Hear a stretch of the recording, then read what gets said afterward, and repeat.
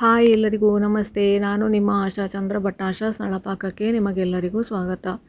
ಇವತ್ತು ನಾವು ಈ ವರ್ಷದ ಸುರುವಿನ ಹಲಸಿನ ಹಣ್ಣಾಗಿದೆ, ಅದನ್ನು ಇವತ್ತು ಒಂದು ಇನ್ಸ್ಟೆಂಟಾಗಿ ಕಡುಬು ಹೇಗೆ ಮಾಡೋದು ಅಂತ ಹೇಳೋದನ್ನು ತೋರಿಸ್ಕೊಡ್ತಾ ಇದ್ದೇನೆ. ತಿಂದು ಒಂದು ಸ್ವಲ್ಪ ಹಣ್ಣು ಉಳಿಯಿತು, ಅದನ್ನು ತುಂಬ ಕಡುಬು ಮಾಡುವಷ್ಟೇನಿರಲಿಲ್ಲ. ಅದರಲ್ಲಿ ಒಂದು ಹೊತ್ತಿನ ಕಾಫಿಗಾಗುವಷ್ಟು ಅಥವಾ ತಿಂಡಿಗಾಗುವಷ್ಟು ಮಾಡುವಷ್ಟು ಇತ್ತಷ್ಟೇ.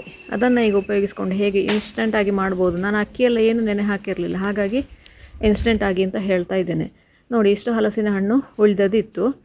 ಇದನ್ನು ಈಗ ಸಾಧಾರಣ ಒಂದು ಬೌಲ್ ಆಗ್ಬೋದು, ಒಂದು 25ರಿಂದ 30 ಹಲಸಿನ ಸೊಳ್ಳೆ ಆಗ್ಬೋದು ಒಟ್ಟಿಗೆ.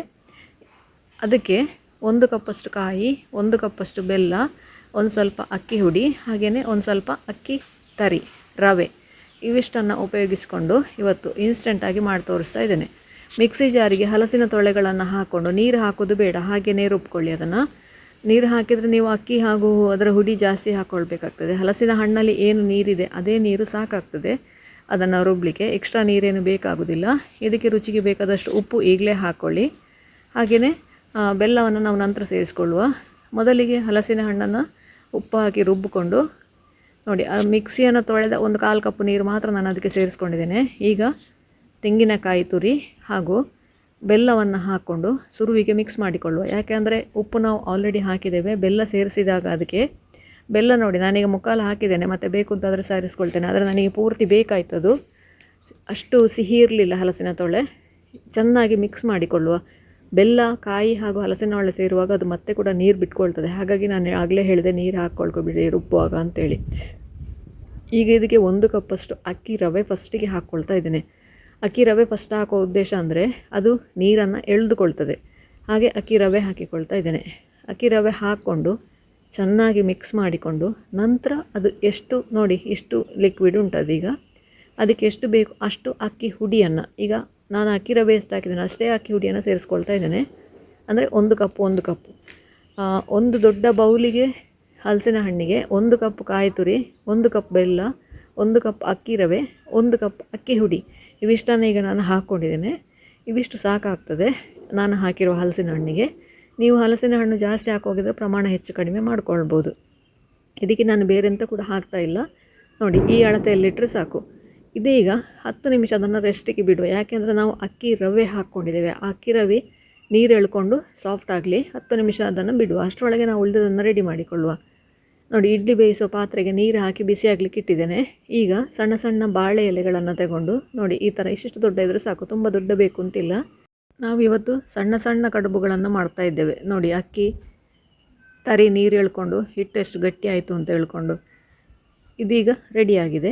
ಈಗ ಬಾಳೆ ಎಲೆ ಮೇಲೆ ಒಂದು ಸಣ್ಣ ಸೌಟಲ್ಲಿ ನಿಮಗೆ ಎಷ್ಟು ದೊಡ್ಡ ಬೇಕೋ ಅಷ್ಟು ದೊಡ್ಡ, ನೋಡಿ, ಇಷ್ಟು ಮಾಡಿದರೆ ಕರೆಕ್ಟ್ ಆಗ್ತದೆ. ಇದು ಎಲ್ಲ ಬಾಳೆ ಎಲೆಗೆ ಕೂಡ ಇದೇ ಥರ ಒಂದೊಂದು ಸೌಟು ಹಿಟ್ಟು ಹಾಕ್ಕೊಂಡು 4 ಫೋಲ್ಡ್ ಮಾಡಿ ಇದನ್ನು ಇಟ್ಟುಕೊಂಡು, ನಂತರ ಬಿಸಿ ಆಗಲಿಕ್ಕೆ ನಾವು ಆಲ್ರೆಡಿ ಇಟ್ಟಿದ್ದೇವೆ, ಅದರ ಒಳಗೆ ಎಲ್ಲವನ್ನು ಕೂಡ ನೀಟಾಗಿ ಜೋಡಿಸ್ಕೊಳ್ಳಿ. ನೀಟಾಗಿ ಜೋಡಿಸೋದನ್ನು ಕೂಡ ಹೇಗೆ ಅಂತೇಳಿ ಹೇಳ್ತೇನೆ. ಯಾಕೆಂದರೆ ಅದರಲ್ಲಿ ಮಧ್ಯದಲ್ಲಿ ತೂತು ಇರ್ತದಲ್ಲ, ಆ ತೂತನ್ನು ಮುಚ್ಚಬಾರ್ದು ಯಾವಾಗಲೂ, ಆವಾಗ ಅದು ಕರೆಕ್ಟಾಗಿ ಬೇಯ್ತದೆ. ತೂತು ಮುಚ್ಚಿದರೆ ಕೆಲವೊಮ್ಮೆ ಎಂತ ಆಗ್ತದೆ ಅಂದರೆ, ಮೇಲಿಂದ ತುಂಬ ಇಟ್ಟರೆ ಪ್ರೆಷರ್ ಜಾಸ್ತಿ ಆಗಿ ಕೆಳಗಿನ ಇದು ಬೇಯುವುದಿಲ್ಲ, ಹಾಗೆಲ್ಲ ಆಗ್ತದೆ ಕೆಲವು ಸತಿ.